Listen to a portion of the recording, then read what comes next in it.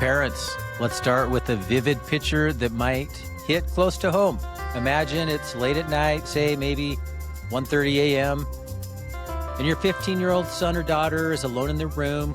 The house is silent except for the faint hum of a fan, and under the covers, their phone screen casts a blue glow on their face as they scroll endlessly, battling an urge to click on something that they know that they will regret. The pull is strong because exhaustion has worn down their defenses, and by morning, they're dragging through breakfast, snapping at siblings, and carrying that heavy weight of shame that makes school feel impossible. Does this resonate?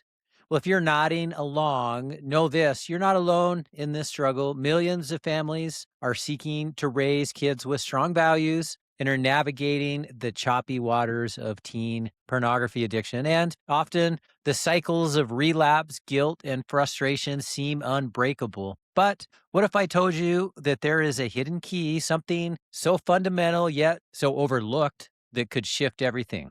Hi, I'm Matt Bulkley, a licensed psychotherapist, and for the past 25 years, been helping families just like yours overcome these challenges with compassion, evidence-based strategies, and a foundation of faith. Welcome to the Parent Guide, helping your teen overcome pornography addiction.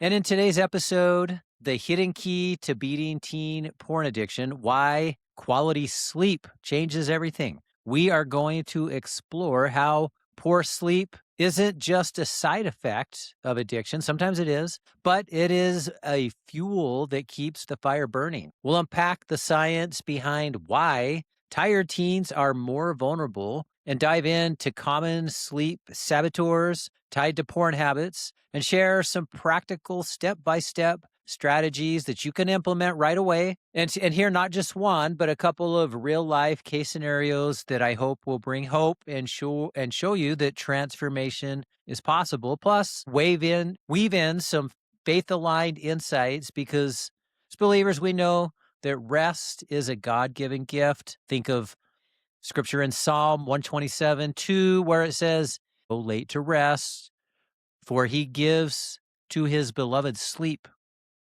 So this isn't about quick fixes, but it's about building a holistic foundation for a lasting recovery. So stay with me. Your family's breakthrough might just start here. Let's jump in. All right, let's lay the groundwork with some solid science. According to the American Academy of Sleep Medicine and the CDC guidelines that remain key even in 2025 and 2026. Teens between ages 13 and 18 need a solid 8 to 10 hours of sleep every night to support their developing brains and bodies.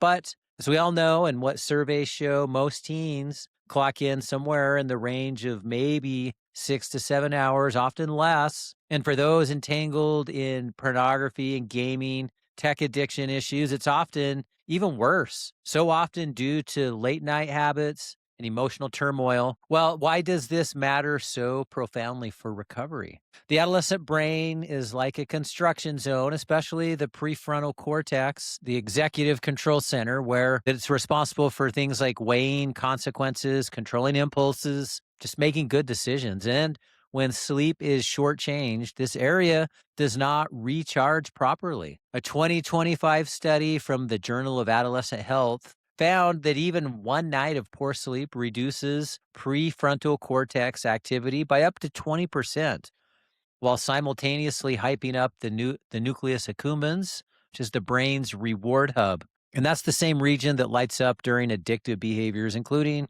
viewing porn, because it craves dopamine hits.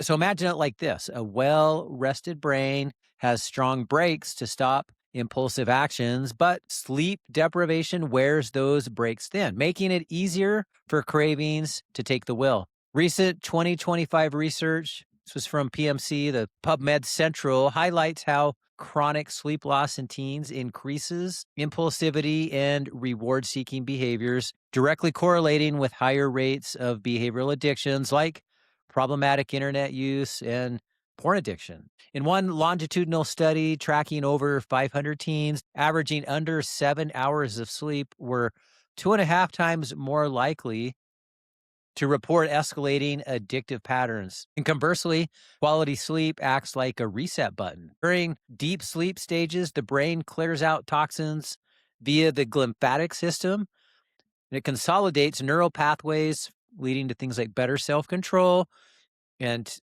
regulates dopamine levels to reduce hypersensitivity to rewards. So what this means, at least to fewer intense cravings and better emotional regulation. So in other words, teens can handle daily stresses without defaulting to escape mechanisms like porn. And a 2025 meta-analysis in addiction biology confirms improving sleep quality can cut relapse risks by 30 to 40% in addiction recovery programs. So parents, reflect on this. How many times has your teen's bad days spiraled because they were running on empty? We all know it. Sleep builds resilience. It's not just physical rest, but it's mental and spiritual renewal, lining how God has designed us and the rhythms of work and rest, the way that we function at our best. So let's identify the enemies of good sleep that so often go hand in hand with porn addiction. And understanding these can help you to spot patterns in your teen. So first and foremost, and this one I think is so frequently the case, late night screen time. Devices are the ultimate double-edged sword. They provide easy access to content when supervision is low, but the blue light that they emit is a melatonin killer. Melatonin is that crucial hormone that tells the body, hey, it's time to wind down.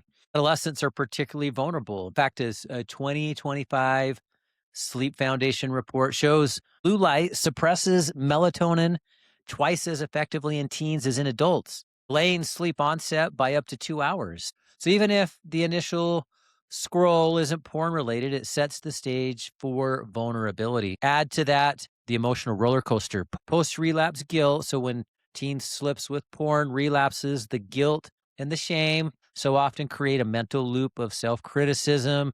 Kind of looks like, well, wow, why can't I stop? What's wrong with me? Which then in turn spikes cortisol, which is the stress hormone, keeping the brain in the fight or flight mode long after bedtime. So this leads to insomnia. It leads to those late night tossing and turning, not able to sleep. And particularly for religious teens, this might layer on spiritual guilt, feeling like that they've let God down, that they're unworthy, which then amplifies anxiety, makes things like prayer or peaceful reflection feel out of reach. And then you add on that irregular sleep schedules, which compounds it. Staying up late one night throws off the circadian rhythm, which is our internal clock, which then leads to fragmented sleep.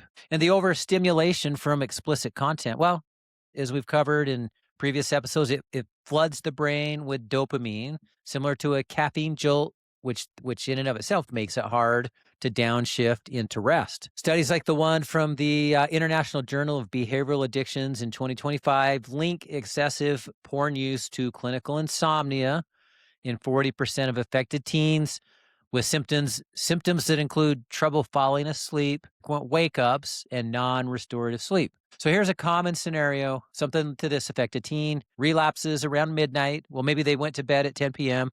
They end up scrolling for a couple hours, slipping into porn. They relapse at midnight. They feel awful, and then they stay up ruminating until 3 a.m.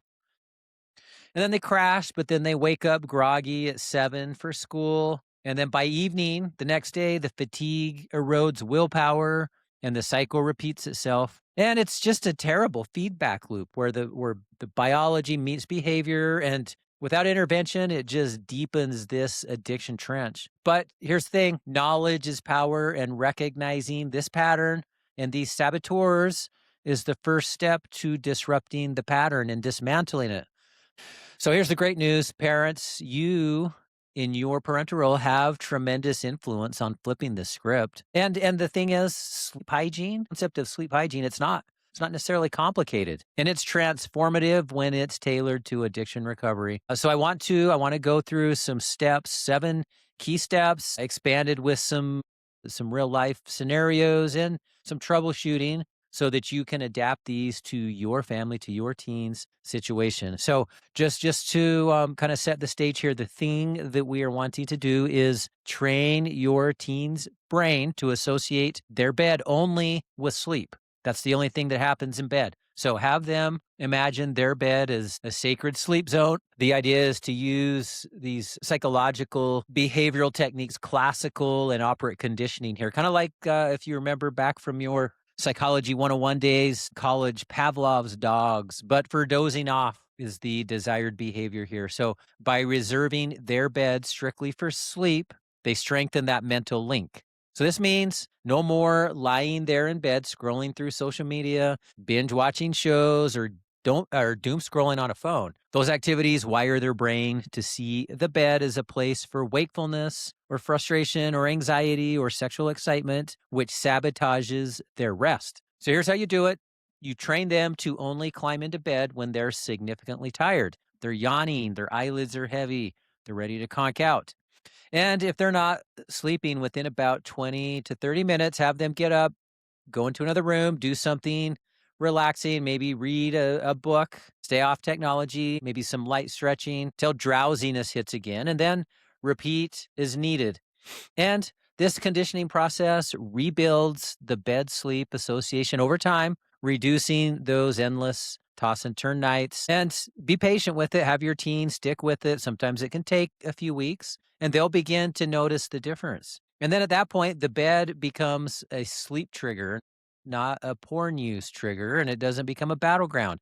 It becomes a place where they can refresh and get the rest that they need to be at their best. All right, so let's break this down into 7 steps here. So number 1, establish a screen-free wind down routine. And I would say 60 to 90 minutes before bed that you're going to want to ban devices from the bedroom. I think 9 o'clock is plenty reasonable. And use apps like Flux for blue light filtering if a gradual transition helps, but aim for a complete cutoff. Replace with calming activities, things like reading a physical book, journaling about the day, maybe putting together gratitude lists, listening to soft music. So scenario here, one mom that I worked with here recently had her son, she started to have him leave his phone in the kitchen charger at night at 9 o'clock. And at first he resisted, but after a week, maybe a couple weeks, he reported starting to fall asleep faster and feeling less tempted when he had no access to the phone in his bedroom. Number 2, lock in a consistent sleep schedule.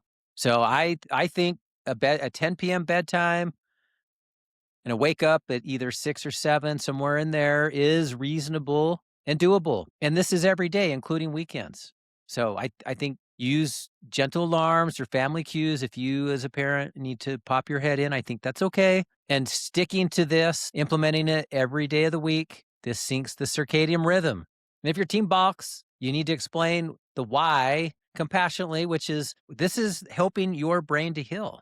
This is part of what we need to do to get your brain recalibrated. So scenario on this one, a parent shared how enforcing this reduced his son's irritability when he was able to lock in on a consistent sleep schedule. Took a few weeks, but he even stated, his son, that he started to enjoy their family morning routine, which had included some scripture devotions. And he enjoyed it because he wasn't exhausted anymore. Number 3, optimize the bedroom environment. So and this is kind of based on sleep hygiene. So things like keeping it cool. The research says in that 60 to maybe 67 degree range promotes deeper sleep.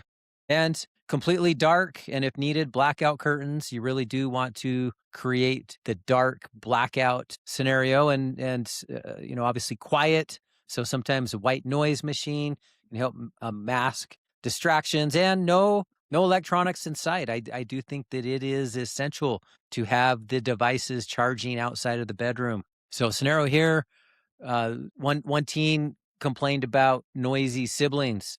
So parents added a fan and a white noise machine to help create more of a sleep sanctuary for him, which helped reduce wake ups and helped him to avoid distraction as he was working to kind of recalibrate his sleep habits, which then in turn helped to boost his recovery process. Number 4, build supportive daytime habits. So encourage exercise earlier in the day. So there's really good research on morning exercise or even afternoon exercise as opposed to later in the evening exercise. Things like cut caffeine, eliminate caffeine, and especially in the evening hours. Focus on balanced meals to stabilize blood sugar. Just simply a focus on healthy eating, avoiding processed foods and high sugar foods, especially in the evenings, can be something to help promote good sleep.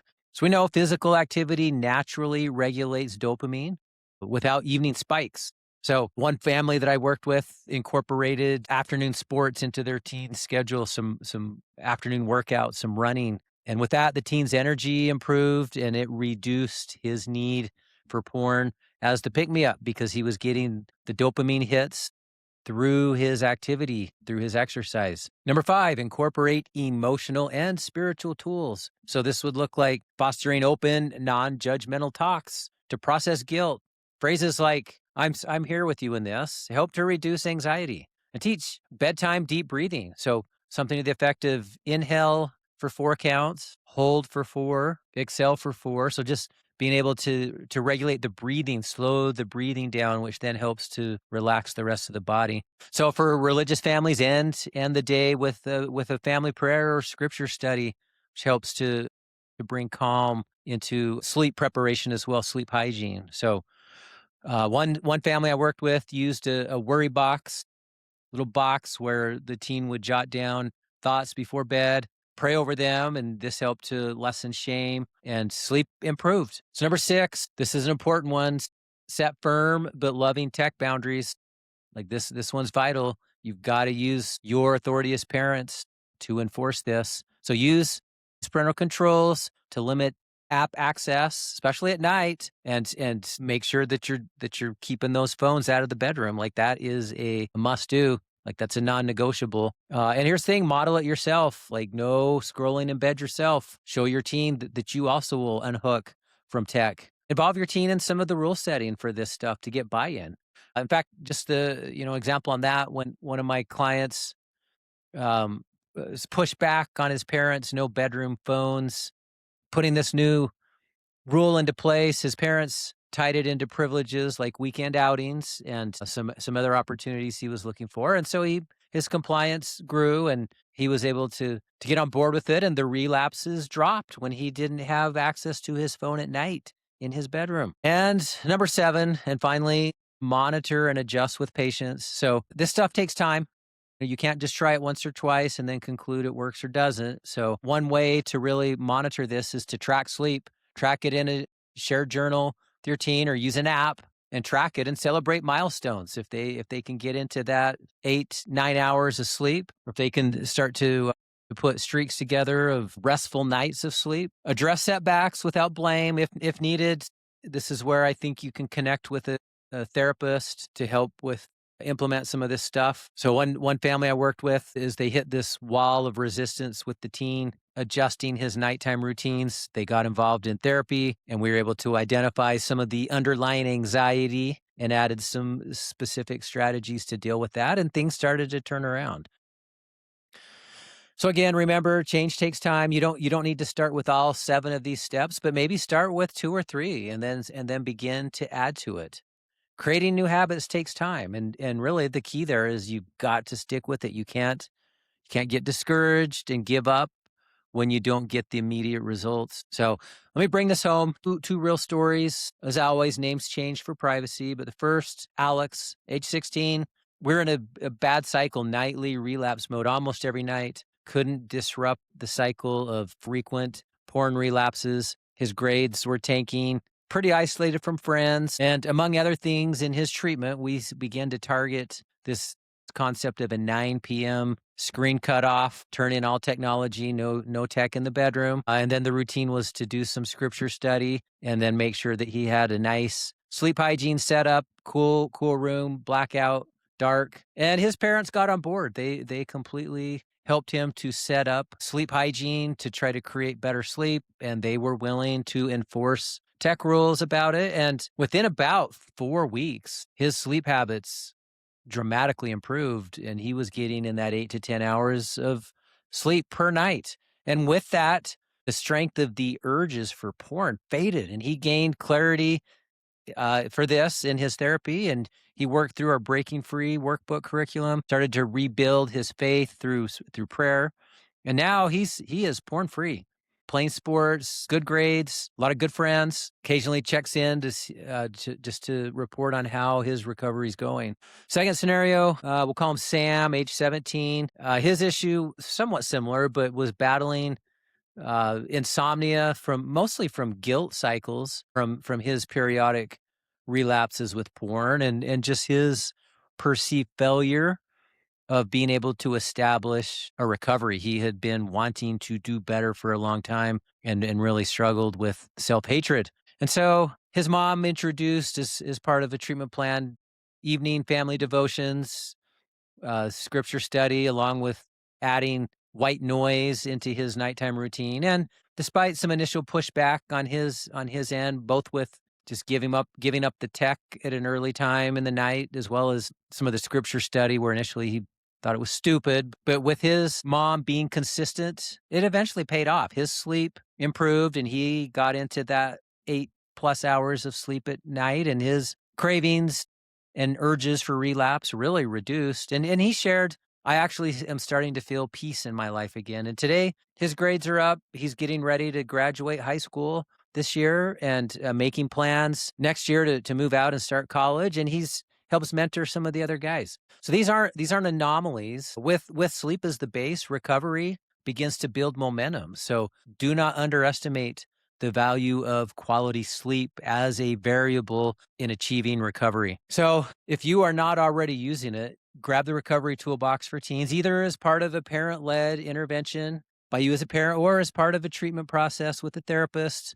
Includes the Breaking Free workbook, which has 10 concepts that teens learn to escape the porn trap, along with the parent guide and the 101 tips for quitting porn.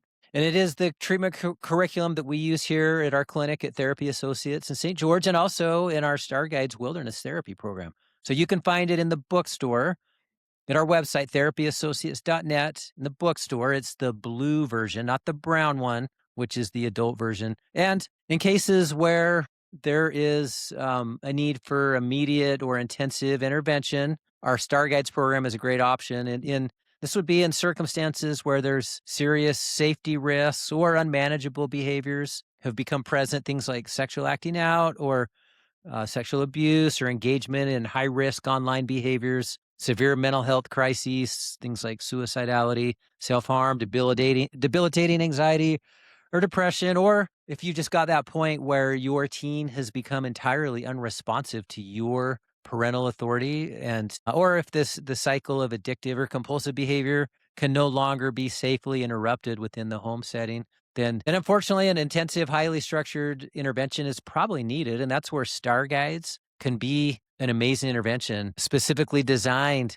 to stabilize acute risks and restore emotional regulation and rebuild healthy family dynamics when standard outpatient or home-based approaches are no longer working. So this becomes a transformative experience, a life-changing experience that can mark the turning point. So keep that in mind if you're dealing with situations like that. Parents, embracing quality sleep equips your teen against temptation. And here's the thing, it's practical, it's scientific, it's biblically sound. So my challenge to you, pick one step tonight. Pray for strength and trust the process and be patient and consistent. Remember, it takes time, but it is worth it. Parents, thanks for tuning in. I know how valuable your time is. I'm honored that you tuned in today and share this episode if it sparked hope. You can grab the free sleep hygiene infographic at the website under the resources link as well, and I'll put a link in the show notes here, which outline those 7 steps for sleep hygiene that we covered today. So remember, your teen's freedom is possible with rest, with grace, and support. God bless, and I'll see you next time.